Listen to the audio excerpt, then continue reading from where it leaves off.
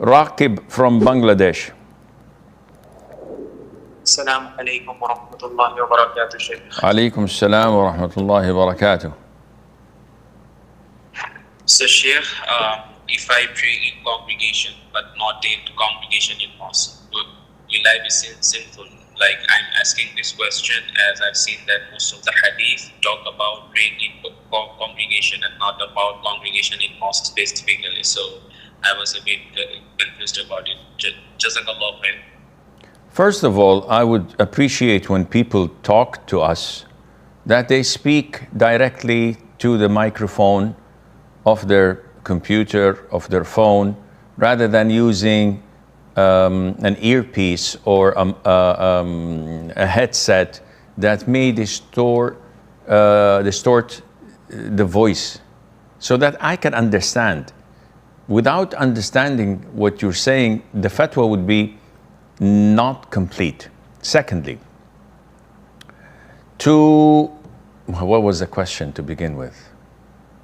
Anybody remembers what the question was about? I forgot the question, to tell you the truth, because I was thinking of trying to understand. I'd appreciate it are you on the line? Raqib. The mosque, it was about praying in the mosque. Okay, sorry. Praying in the masjid. Imagine if every Muslim with his congregation, brothers and sisters or cousins, prayed in their homes and neglected praying in the masjid. So they say, we are praying in congregation. And this is what Abdullah ibn Mas'ud, may Allah be pleased with him, the companion, stated, that if everybody prayed in their homes with their congregation, then the masjids would lose their role and their impact on the community and will be abandoned. When the blind man came to the Prophet ﷺ seeking permission to pray home, because he's blind, he doesn't have a guide, and his house is quite distant and far from the masjid, and it's not that safe. So the Prophet ﷺ asked him one question. He did not ask him, do you pray home with your family in a congregation? He asked him, do you hear the adhan? And the man said, yes. So the Prophet said, you have no excuse, you have to respond. So praying in the masjid is mandatory. Yes, it's an issue of dispute among scholars whether praying in congregation would suffice. And the most authentic opinion is that the prayer is valid, but you're sinful if you don't have a legitimate reason, such as, I'm in a company and I have a short break for prayer and the masjid is quite far.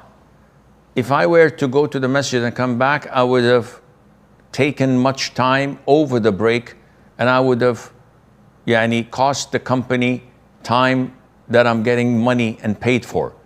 This is not permissible. In this case, yes, it's permissible for you to pray in congregation in the company, in the prayer hall, in the market, in whatever business you are in, and the likes, because this is a legitimate reason and Allah knows best. Abdul Rahman from India. Assalamu alaikum, Sheikh. Salam.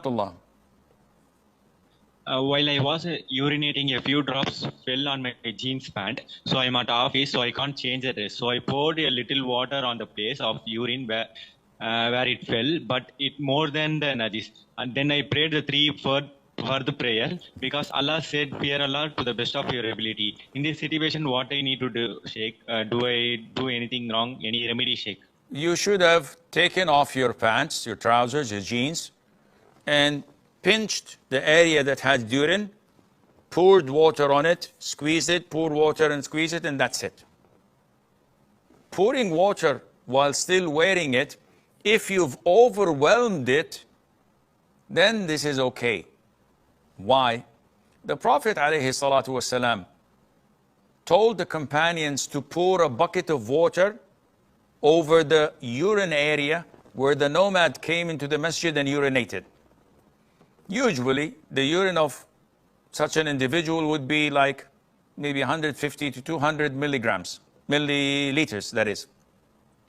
So it's this much. And the bucket most likely would be like 2 liters in average. So the ratio is 10 to 1. If we have 1 drop of urine and we put 10 drops of water, it dilutes it, it makes it pure. So if the ratio of the water you poured on your trousers or your jeans was 10 to 1 or more, inshallah, this purifies it. But don't do that next time, inshallah.